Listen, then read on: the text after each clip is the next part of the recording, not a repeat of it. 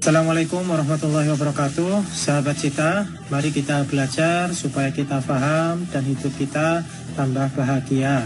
Semoga juga Anda sehat. Amin. Oke teman-teman, kali ini kita akan membahas tentang larutan. Ini adalah video pertama tentang larutan, membahas tentang definisi dan jenis larutan.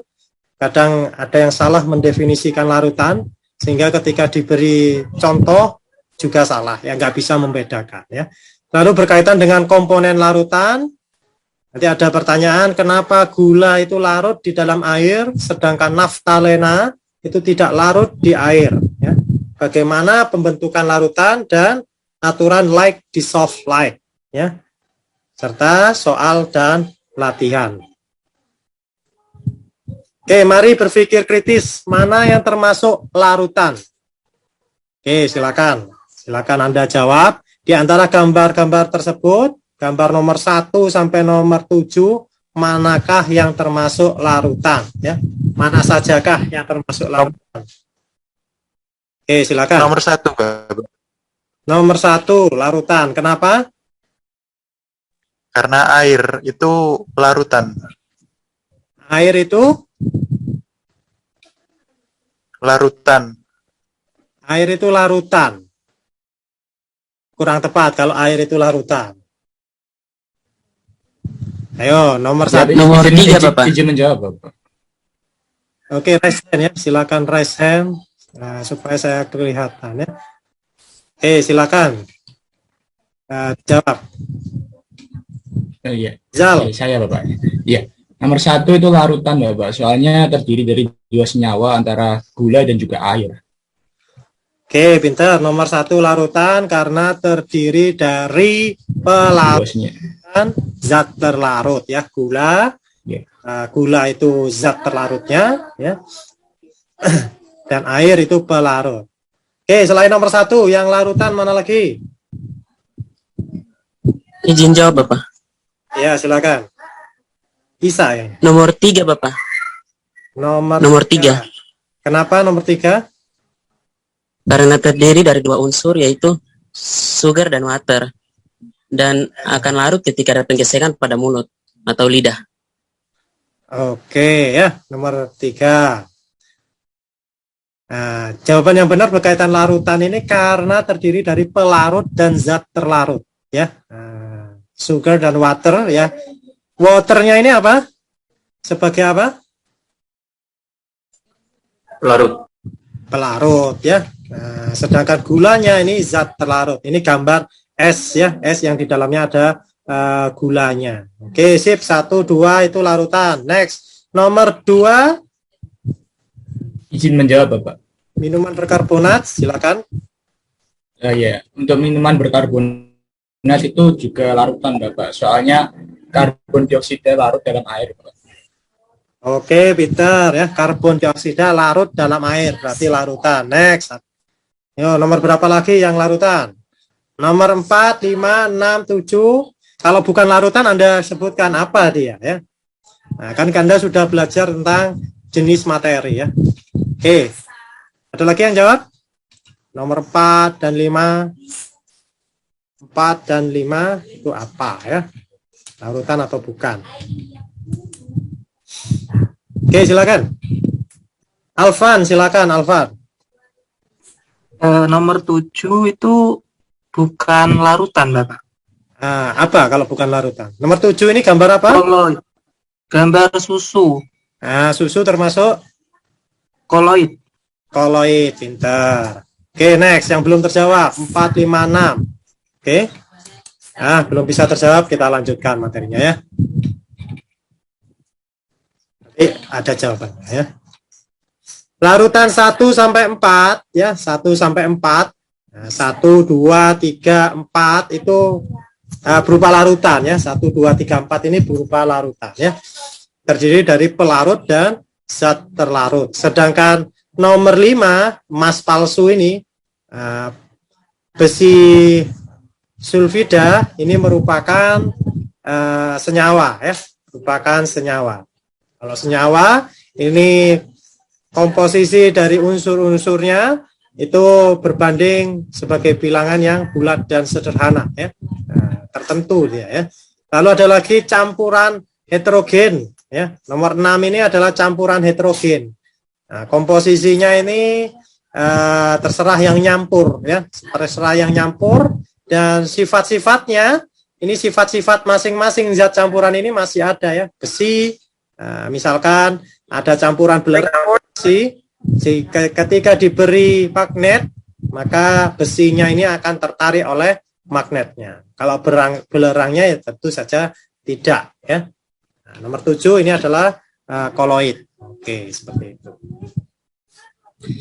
Penjelasan tentang klasifikasi materi, perbedaan dan contoh ini sudah saya jelaskan, ya. Anda bisa lihat lagi di videonya, ya. Nah, hari ini kita akan fokus di campuran yang homogen atau disebut dengan larutan. Nah, fokus kita hari ini pada ini, ya, campuran homogen atau larutan. Campuran homogen yaitu campuran yang serba sama, ya, merata atau homogen antara zat terlarut atau disebut juga dengan solut, ya, dan pelarut atau solvent. Ini contohnya tadi larutan gula, air dan gula. Nah, ada juga baja. Baja ini juga larutan, ya. Besi dan karbon seperti gambar tadi itu, ya. Itu adalah baja, besi dan karbon. Ini juga larutan, ya. Ada air laut. Air laut juga larutan. Nah, ini lebih banyak air dan garamnya, ya. Nah, ini berarti ya, berupa larutan. Kalau campuran heterogen itu campuran yang tidak sama pada seluruh bagiannya. Contoh tadi ini, ya, campuran antara sulfur dengan besi. Komponen larutan. Apa saja komponen larutan? Komponen larutan secara garis besar itu ada 2, ya, yaitu ada yang namanya zat telarut, solut, dan pelarut atau solvent. Nah, seperti tadi yang gambar ini, jadi ada pelarutnya itu adalah air, ya, solventnya air, sedangkan zat telarutnya di sini adalah gula. Nah, ini ketika diaduk, ya, atau dibiarkan lama, nanti gulanya akan larut. Ketika sudah larut gulanya ini, kita nggak bisa bedakan mana yang gula dan mana yang pelarut. Nah, serba sama, kita nggak bisa membedakan, ya. Baik itu berupa cairan ataupun nanti ketika campuran dari gula dan airnya itu dibekukan, sehingga bisa diminum dalam bentuk padatan seperti ini, ya, es. Nah, ini juga berupa larutan, ya, antara gula dan air. Umumnya, sekali lagi, umumnya zat terlarut itu komponen yang jumlahnya sedikit. Nah, contohnya ini gula. Nah, gula di sini dibandingkan dengan air, ini gambar yang besar-besar ini adalah gula. Ini dengan airnya lebih banyak airnya, ya.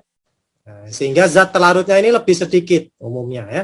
Sedangkan pelarut ini umumnya komponen yang terdapat dalam jumlah yang lebih banyak. Contohnya air, ya. Nah, ada lagi pelarut yang lain itu benzena, ya, alkohol. Nah, kalau alkohol misalkan pelarut untuk parfum, ya.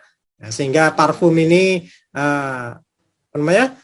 mudah kita baui, mudah kita cium warnanya, cium baunya, ya, sehingga kita terasa harum, ya. Kenapa? Karena menggunakan pelarut air yang pelarut etanol, pelarut alkohol yang itu mudah menguap. Oke, pertanyaan, silakan yang dijawab, ya. Apa yang terjadi jika zat telarut ditambahkan terus ke dalam pelarut? Silakan jawab, ya. Apa yang terjadi? Kalau ini misalkan ada iodin ditambahkan di dalam pelarut, kira-kira apa yang terjadi? Ini masih sedikit, ya.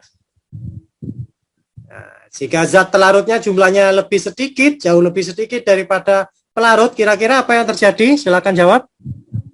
Kalau zat telarutnya itu banyak, ya, jauh lebih banyak dari pelarut, apa yang terjadi? Silakan dijawab.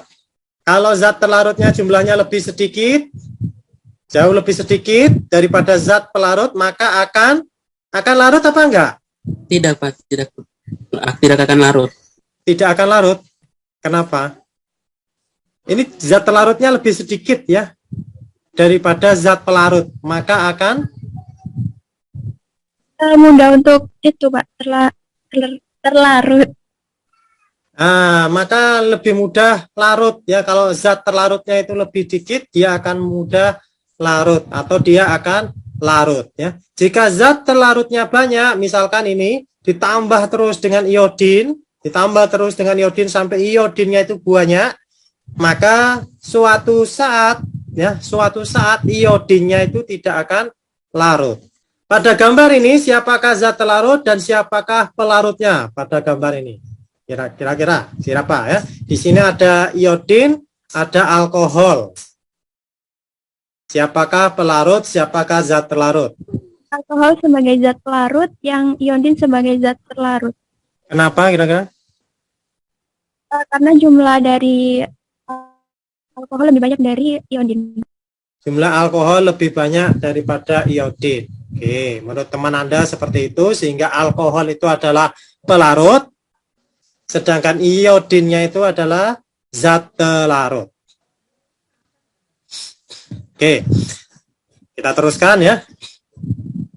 Nanti apakah benar kalau zat terlarut, jumlah zatnya itu jauh lebih banyak itu adalah pelarut? Apakah semua kasus seperti itu ya? Nah, nanti ya. Oke, next, larutan jenuh. Larutan jenuh adalah larutan dengan jumlah maksimum. Jadi maksimum ini ya. Jumlah maksimum zat terlarut pada temperatur tertentu ya. Nah, sebelum titik jenuh itu larutan disebut dengan larutan tidak jenuh. Kalau larutan lewat jenuh adalah suatu keadaan dengan zat terlarut lebih banyak daripada pelarut. Jadi kalau zat terlarutnya lebih banyak daripada pelarut, maka ini adalah larutan lewat jenuh. Nah, biasanya zat terlarutnya nanti terpisah ya, dia tidak larut ya, tidak terlarut. Kalau dia berupa padatan ya, dia akan berada di bawah. Banyaknya zat terlarut yang dapat menghasilkan larutan jenuh dalam jumlah tertentu pelarutan, dalam jumlah tertentu pelarut pada temperatur konstan. Jadi ini harus pada temperatur konstan ya. Disebut dengan kelarutan atau solubility. Solubility atau kelarutan. Larutan ini terdiri atas zat yang melarutkan. Nah, ini yang disebut dengan pelarut ya. Yang biasanya, sekali lagi ya, biasanya ini jumlahnya lebih banyak. Dan zat yang larut di dalamnya. Nah, tadi kalau saya tanya, kenapa alkohol ini sebagai pelarut? Jawaban yang tepat itu bukan karena jumlahnya lebih banyak, bukan ya. Karena dia melarutkan iodin. Nah, itu jawaban yang tepat ya. Melarutkan iodin, sehingga alkohol disebut dengan pelarut. Nah, nanti kalau misalkan alkoholnya itu 50 gram, sedangkan iodinnya 100 gram, bukan berarti nanti iodinnya jadi pelarut. Nah, nggak ada, iodin itu melarutkan alkohol itu nggak bisa ya. Yang bisa itu alkohol melarutkan iodin ya. Jadi yang disebut pelarut itu zat yang melarutkan zat yang lain ya. Sedangkan zat terlarut adalah zat yang larut di dalamnya ya. Pelarut tidak harus cairan teman-teman, seperti contoh tadi ya, alkohol, air, benzena itu berupa cairan. Tetapi dapat juga berupa padatan, gas, asal. Nah, ya, asal dapat melarutkan zat lain. Syaratnya disebut pelarut itu bisa melarutkan zat lain. Oke, tadi kan sudah disebutkan berkaitan dengan kelarutan. Ini ada soal. Bagaimana cara melarutkan zat terlarut yang berada dalam larutan jenuh? Silakan dijawab. Bagaimana cara melarutkan zat terlarut yang berada dalam larutan jenuh? Riana, ya silakan Riana. Izin menjawab Pak, cara melarutkan zat terlarut yang berada dalam larutan jenuh itu dengan menggunakan pemanasan. Dengan menggunakan pemanasan, pintar. Ada lagi? Sudah saya beri kata kuncinya ini ya. Nah, dia menggunakan kata kunci ini si Riana tadi ya. Ya, jadi yang dinamakan kelarutan itu zat terlarut yang dapat menghasilkan larutan jenuh dalam jumlah tertentu pelarut pada temperatur konstan, temperaturnya tetap. Jadi kalau temperaturnya ditambah itu bisa larut dia ya. Di dalam banyak kasus, nggak semua kasus ini ya. Di dalam banyak kasus, kebanyakan kasus, nah ini ya, kelarutan dari suatu zat terlarut itu akan meningkat ya. Nah, kalau kelarutannya meningkat ya, dengan meningkatnya temperatur, maka lebih banyak zat yang terlarut. Oke, tapi jika temperaturnya itu, temperatur dari zat larutan jenuhnya itu berangsur-angsur menurun, ya, maka penambahan zat larut ini akan terpisah, ya, akan terpisah dari larutan dan akan berada di bawah, ya. Yang ini nanti cenderung terjadi secara spontan ya. Jadi sudah benar Riana tadi dengan cara memanaskan ya. Selain dengan cara memanaskan mungkin ada cara yang lain? Oke, sudah saya panaskan ini ya. Nah, supaya larut. Oke, dengan cara pemanasan betul. Ada lagi dengan cara yang lain? Oke ya, bisa dengan ditambah pelarut ya. Nah, ditambah pelarut, berarti kan pelarutnya bertambah, zat terlarutnya kan tetap. Nah, berarti zat terlarut yang belum larut tadi sudah ketambahan pelarut, ini bisa larut. Ya. Atau diaduk. Diaduk ini sebenarnya untuk mempercepat energi kinetiknya. Nah, energi kinetiknya berkaitan dengan gerak ini bertambah, sehingga bertambah pula suhunya. Atau ketika energi kinetiknya bertambah, ini juga bertemu ya, bertumbukan dengan zat-zat yang lain sehingga lebih mudah larut. Nah, ini ya ada beberapa cara. Oke, jenis larutan berdasarkan wujud zat terlarut dan pelarutnya ya. Jadi ada beberapa zat terlarut mulai dari gas ya, cair, padat ya. Ada juga jenis pelarut ya, gas, cair, padat ya. Nah, ini cara bacanya lebih mudahnya itu gini teman-teman ya. Gas dalam gas. Nah, pelarutnya ini jumlahnya lebih banyak biasanya ya. Gas dalam gas. Jadi semua campuran gas seperti oksigen dalam helium. Nah, ini ya. Ini juga larutan ya. Gas dalam cair tadi ya, minuman bersoda, karbon dioksida dalam air. Gas dalam padat, hidrogen dalam serbuk platina, cair dalam cair, alkohol dalam air, ya. Cair dalam padat, raksa dalam perak, padat dalam padat, ini kuningan, ya. Tembaga dalam seng, ya. Lalu ada lagi padat dalam cair, ya. Garam dalam air seperti air laut, ya. Di buku Sugiarto, Zumdal itu hanya ada 7 jenis larutan ini ya. Hanya ada 7 jenis larutan. Lalu di bukunya Goldberg, nah ini 2007, ya, ini ada padat dalam gas, kapur barus dalam udara. Lalu ada lagi cair dalam gas, air dalam udara. Kira-kira, ya, kita coba analisa di dalam bukunya Goldberg ini. Kita nggak mudah percaya bahwasanya buku itu pasti benar, enggak ya. Nah, kita coba analisa, benarkah pernyataannya Goldberg ini? Ada jenis larutan, apalagi contohnya seperti ini. Anda dari segi contohnya aja. Ini benarkah ini berupa larutan kapur barus dalam udara? Benarkah berupa larutan padat dalam gas? Air dalam udara, benarkah berupa larutan cair dalam gas? Silakan dijawab. Oke, benarkah demikian? Kapur barus dalam udara. Apakah benar padat dalam gas, kapur barus dalam udara? Perubahan apa kalau itu teman-teman? Kimia atau fisika? Oke, Anda sudah belajar perubahan kimia dan perubahan fisika. Kapur barus. Oke, Faizal, silakan. Untuk kapur barus itu merupakan perubahan fisika, Pak, yaitu menyublim. Dari apa ke apa? Dari zat padat menjadi gas. Oke, berarti pernyataan ini benar apa enggak? Kapur barus dalam udara itu zat terlarutnya padat dalam gas. Kira-kira benar apa enggak? Kapur barusnya dalam bentuk apa berarti dalam udara tadi itu? Kalau dalam udara bentuknya gas, Pak. Bentuknya gas ya, karena dia sudah menyublim, dia berupa gas. Jadi kalau dia diberi buat contoh ini padat dalam gas, benar atau salah ini? Betul, Bapak. Betul, padahal katanya menyublim ya, menyublim itu dari padat menjadi gas. Ketika di udara terbang gitu, kapur barusnya dalam bentuk padat atau gas? Dalam bentuk gas, Pak. Gas. Berarti benar apa enggak pernyataan si Goldberg ini? Salah, Kurang Pak. Betul, Pak. Salah. Ya, jadi walaupun di buku ini salah ya. Salah. Lalu yang kesembilan ini air dalam udara. Menurut Goldberg ini cair dalam gas.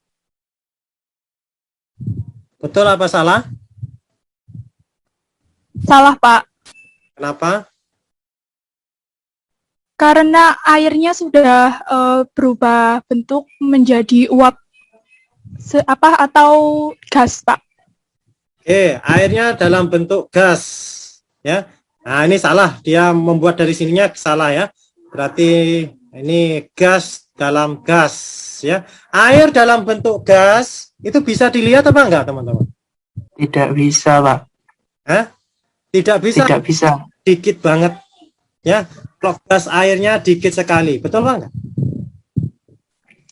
Tapi kalau Anda berada di desa pagi hari ya, pagi-pagi hari Anda melihat kabut nih, berarti air yang bisa dilihat tuh ya, gas air yang bisa dilihat dalam bentuk kabut ya.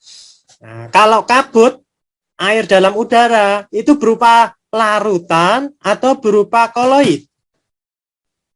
Koloid, Pak. Koloid. Kenapa koloid? Karena tadi apa itu? Airnya itu tidak larut dalam gas. Airnya tidak larut dalam gas ya. Nah, kalau ini lebih karena misalkan tadi itu ya, ini bisa dilihat dengan mata. Di sana ada udara dan air, tapi tidak bisa dibedakan ya. Kalau dengan mata secara langsung, nah itu koloid kalau seperti itu. Kalau airnya ini gas airnya itu sedikit, ya gas airnya sedikit dalam udara yang kita itu juga nggak bisa melihat airnya itu seperti apa kan gitu ya di dalam udara itu. Nah itu bisa disebut dengan larutan ya. Oke, next. Ini adalah contoh-contoh ya. Nah, yang pertama ini oksigen dalam helium. Ya, ini digunakan untuk berenang ya. Untuk pernafasan di dalam air. Ini jadi tadi contoh dari gula di dalam air. Ini contoh garam di dalam air ya. Jadi airnya itu nanti mengelilingi ion-ion di dalam yang berada pada garam tersebut. Ini contoh minuman berkarbonat, ini juga berupa larutan, ini juga berupa larutan, yaitu padat dalam padat. Ya, nah, seperti itu. Berarti kalau ini adalah karbon di dalam besi. Ya, nah, ini lebih banyak zat berupa besinya daripada karbonnya. Ya. Lalu ini kuningan merupakan gabungan antara tembaga dan seng. Nah, ini juga ini gabungan antara karbon dalam besi ya. Oke, ini contoh dari CuSO4 hidrat. Nah, ini ada airnya. Ini ketika ditambah dengan pelarut air ini menjadi CuSO4 dalam bentuk pelarut ya. CuSO4 hidrat ini bentuknya biru. Nanti kalau hidratnya ini hilang, menjadi CuSO4 saja, tapi berupa padatan, ini nanti menjadi padatan yang berwarna putih. Proses pembentukan larutan. Jadi ada beberapa cara membentuk suatu larutan. Ya. Yang pertama, zat terlarut itu bereaksi secara kimia dengan pelarut dan membentuk zat baru yang tidak dapat dipisahkan lagi, terutama secara fisika ya.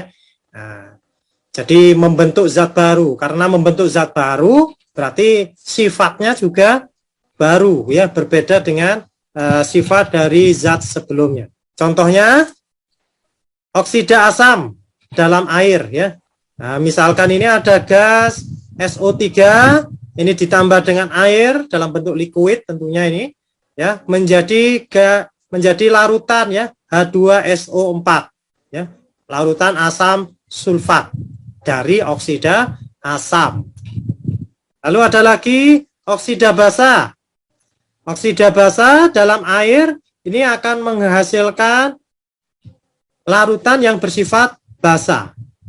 Contoh ya, padatan K2O, nah, kalium oksida ditambah dengan air, ini akan menjadi kalium hidroksida.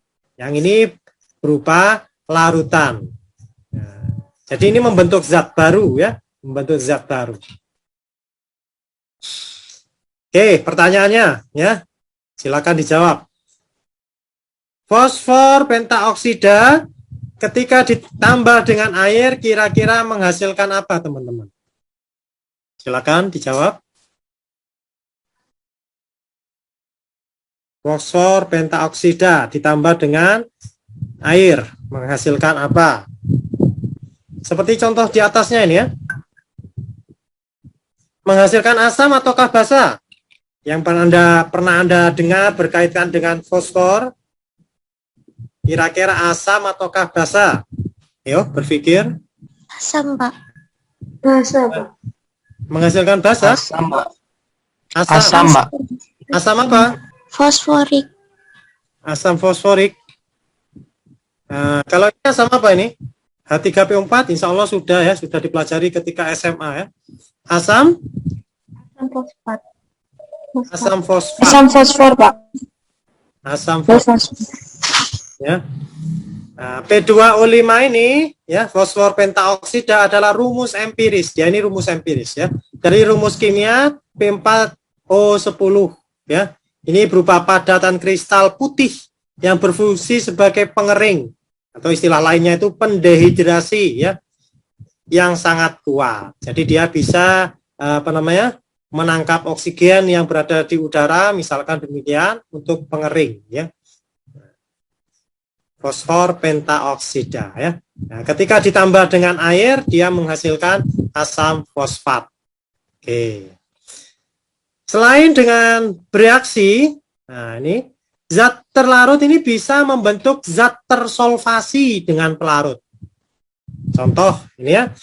Ini ada garam, misalkan NaCl, lalu ada air, maka bagian dari air ya, di air itu ada pol atau kutub negatif ya, ada juga kutub positif ya.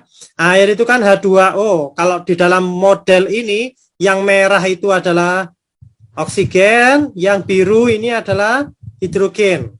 Hidrogen ini pol positifnya, dia akan mensolvasi ya, dia akan mengelilingi bagian dari NaCl yang bermuatan negatif, yaitu ion, yang akan dikelilingi oleh ini ya, negatif terutama ini dari Anda bisa lihat lebih ini didekati oleh kutub positif dari ya, disolvasi oleh kutub negatif dari air.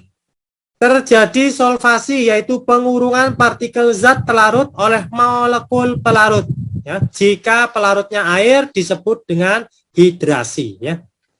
Zat terlarut ini berinteraksi kuat dengan pelarut. Ya. Jika partikel zat terlarut bersifat ion atau polar.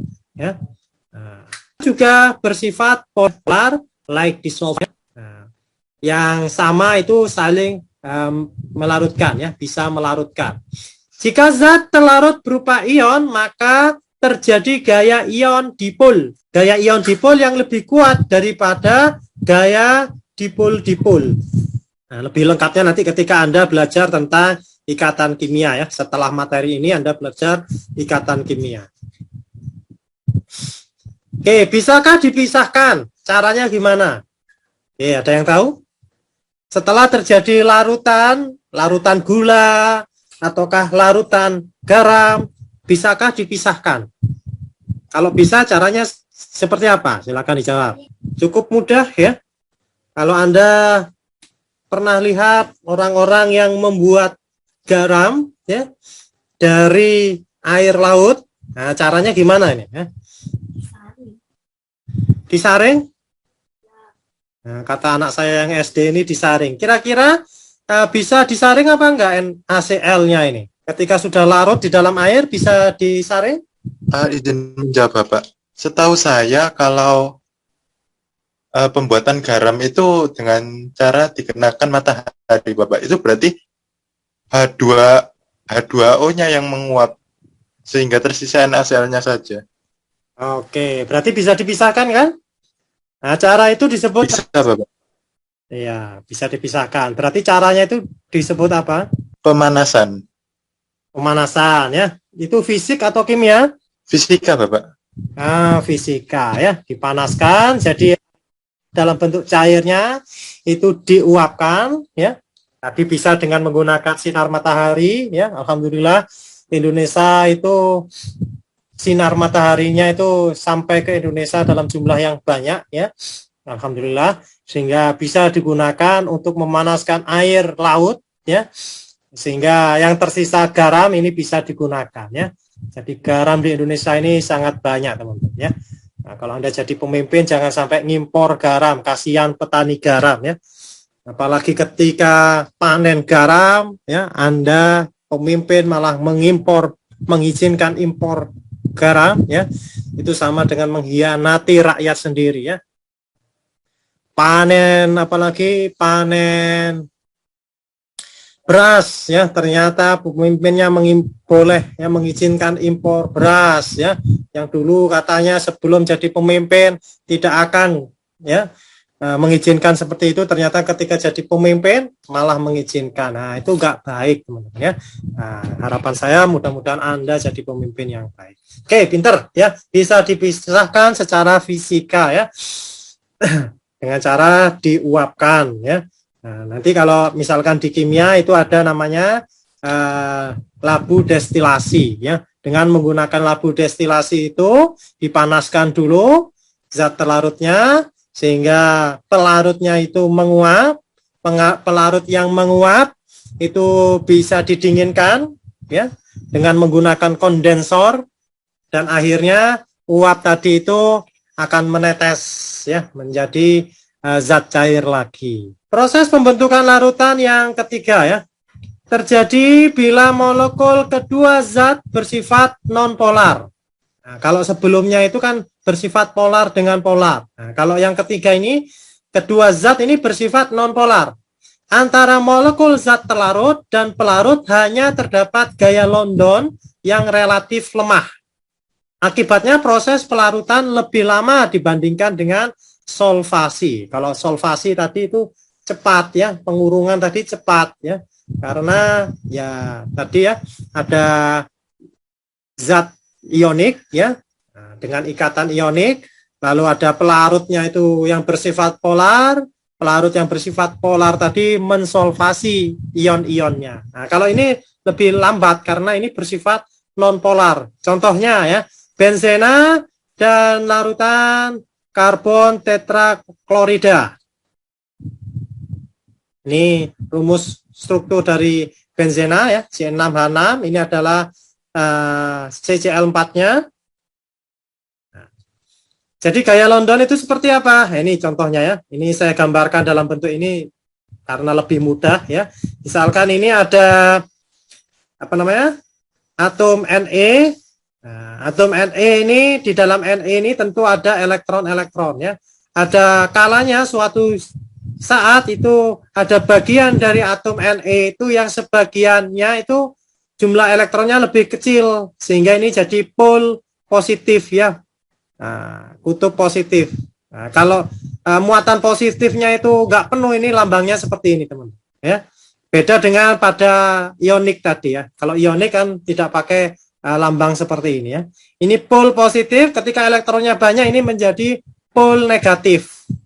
Lalu ketika berdekatan dengan yang lain ya, berdekatan yang lain antara pol positif dengan pol negatif antar atom ini bisa nih ya, bisa terjadi ikatan London. Nah, seperti itu ya. Oke, soal. Mengapa gula pasir? Nah, gula pasir ini C12H22O11 larut dalam air, tidak larut dalam benzena. Sedangkan naftalena larut dalam benzena, tidak larut dalam air. Oke, kira-kira kenapa teman-teman? Silakan dijawab. Gula pasir gambarnya seperti ini ya. Gambarnya seperti ini. Benzena seperti ini ya. Kalau air insya Allah Anda, ini naftalena, maaf, ini naftalena. Kalau ini dibagi dua, nah, ini menjadi benzena, dibagi dua tapi ya agak sama sih ya. Nah, artinya sampai ini aja, ini berarti benzena ya. Oke, jawab ya. Jadi gula pasir dan naftalena, keduanya ini adalah senyawa kovalen. Nah, ini ada ikatan kovalen ya. Anda pelajari lagi ikatan kimia, jadi ada ikatan kovalen. Ikatan kovalen ini biasanya non-logam dengan non-logam ya. Tapi beda ikatan kovalen di dalam gula pasir dengan ikatan kovalen di dalam naftalena ya. Kalau gula pasir atau sukrosa merupakan senyawa kovalen polar. Jadi ada kutub-kutubnya di sini ya. Kenapa? Ada perbedaan ini ya, perbedaan elektronegativitas terutama ya, yang lumayan ya. Tapi tidak sebesar pada ikatan ion tentunya ya. Nah, sehingga dia bersifat ada polarnya ya. Nah, ini merupakan senyawa polar ya, gula pasir. Sedangkan naftalena, nah, Anda bisa lihat struktur naftalena seperti ini. Nah, ini ada ikatan rangkap dan tunggal yang selang-seling atau beresonansi ya. Nah, ini beresonansi. Nah, ini kalau dilihat dari strukturnya ini sama ya. Sehingga ini tidak ada polaritasnya ya, atau perbedaan polaritasnya sangat kecil, nah, seperti itu ya. Sehingga naftalena ini termasuk kovalen yang non polar. Gula pasir ini larut di dalam pelarut polar seperti air ya. Air dia larut ya. Contoh ini ya. Ini gula diberi dengan air, maka dia akan larut ya. Di sini di bagian dari gula pasir ini kan ada ini ya, CH2OH. Nah, OH-nya di sini ada ikatan yang polar ya, ikatan yang polar. Sehingga dia bisa berikatan dengan air yang juga bersifat polar. Nah, sedangkan naftalena ini larut dalam pelarut yang non polar seperti benzena. Nah, benzena ini juga bersifat non-polar ya. Dan dia terjadi gaya London yang relatif lemah ya, antara naftalena dengan benzena. Ini terjadi gaya London. Kesimpulan dari sini, senyawa kovalen polar itu akan larut dalam pelarut polar. Sedangkan senyawa kovalen murni atau disebut juga non-polar ini akan larut dalam pelarut yang juga non-polar. Ini yang disebut dengan aturan like dissolve like ya. Yang sama itu akan larut. Nah, seperti itu, like dissolve like. Gampangannya kita ini akan lebih mudah bergaul dengan yang sefrekuensi dengan kita ya. Nah, atau yang punya hobi sama dengan kita akan lebih mudah bergaul dengan mereka sehingga kita membentuk komunitas ya. Nah, membentuk komunitas misalkan sepak bola, komunitas musik ataupun yang lain. Nah, seperti itu. Tapi kalau kita beda, nah, misalkan komunitas kita komunitas dangdut ya. Nah, kita nggak begitu suka dengan komunitas keroncongan misalkan ya. Nah, karena like dissolve like ya. Itu hanya perumpamaan saja ya, untuk memudahkan ya. Kalau polar dengan polar akan larut ya. Non polar dengan non polar itu juga larut.